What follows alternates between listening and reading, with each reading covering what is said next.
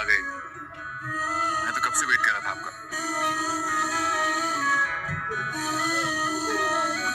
रहमत drama serial के next आने वाले एपिसोड में आप देखेंगे कि फाइनली वो दिन आ ही गया है मनाल और राहीम का, जिस दिन का उन दोनों को इंतज़ार था। मनाल को राहीम कहता है कि तुम मेरी पहली और आखिरी मोहब्बत हो, मैं तुमसे बहुत मोहब्बत करता हूँ। और दूसरी तरफ अनाया इन चक्रों में लगी है कि वो आज बहुत प्यारी तैयार होगी ताकि बारी की नज़र उससे हटे ही ना। लेकिन यहाँ पर तो बारी को किसी और का ही इंतज़ार है। जैसे ही यहाँ पर बारिशें आती हैं अंदर तो बारिशें को देखकर हैरान हो जाता है बारी और उसकी नज़रें ही नहीं हटती।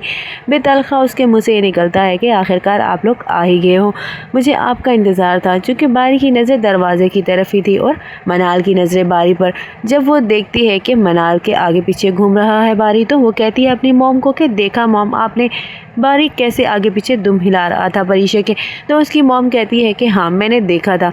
राहीम और मनाल एक दूसरे के साथ बहुत प्यारे लग रहे हैं और इनके चेहरे से खुशी झलक रही है। आखिरकार इनकी मोहब्बत जो मिल गई है। और जब उठाता है प्यार से मनाल को राहीम तो मनाल खुश होती है कि राहीम वाकई में ही उससे बहुत मोहब्बत करता है।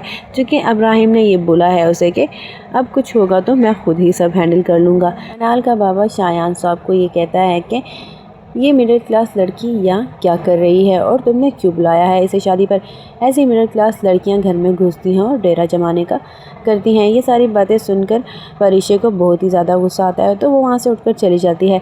बारी कॉल करता है और कहता है कि परिशे तुम अचानक चली आई, क्या हुआ था। तो परिशे बारी को कहती है कि मुझे नहीं पता था कि अनाया के भाई के साथ मनाल की शादी हो रही है, वरना मैं कभी आती भी ना। तो यहाँ पर बारी कहता है कि तुम्हें मैंने प्रपोज़ किया है, तुम हाँ तो कर देखो, इज़्ज़त करवाना मेरा काम है तुम्हारा, तुम बताओ क्या हुआ है। लेकिन यहाँ पर परिशे बताने से इनकार कर देती है और वो अब यही चाहती है कि वो बारी के साथ शादी नहीं करेगी क्योंकि उसका स्टैंडर्ड और बारी का स्टैंडर्ड बिल्कुल मैच नहीं करता और वो हमेशा के लिए ये बातें नहीं सुन सकती। और अगले ही दिन बारी नाश्ता लेकर अपनी बहन के यहाँ जाता है तो वहाँ पे बाबा को ऑफिस में काम होता है और उसकी बहन और माँ तो है नहीं जो नाश्ता लेकर जाते।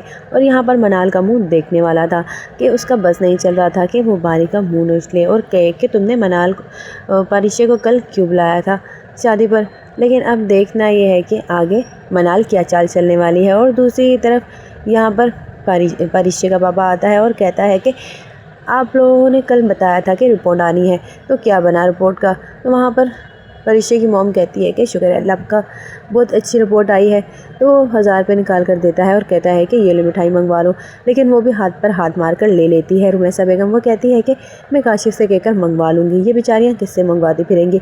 लेकिन अब क्या ही कहें परिशे और परिशे की मॉम, चूँकि शुरू से ही रुमैसा बेगम यही सब कुछ करती आ रही है और ये लोग सब यही देख रहे हैं कि उनसे बिल्कुल भी बर्दाश्त नहीं होता कि वो कुछ भी दे दें इन लोगों को। तो अब मिठाई के पैसे भी उससे हज़म नहीं होंगे, इसलिए ही वो कहते हैं कि जो मिठाई के पैसे हैं वो भी ये रख ही ले और खुद ही मंगवा ले।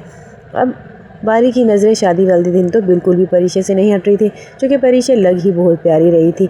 और दूसरी तरफ जो अनाया है वो उसका तो बस ही नहीं चल रहा था कि वो परिशे का भी मुंह तोड़ दे और बारी का भी, क्योंकि वो बारी से मोहब्बत करती है और वो कहती है कि बारी सिर्फ मुझे देखे और मैं बारी को देखूं और बारी मुझसे मोहब्बत करे। आखिरकार अनाया में है ही क्या जो वो अनाया से मोहब्बत करे।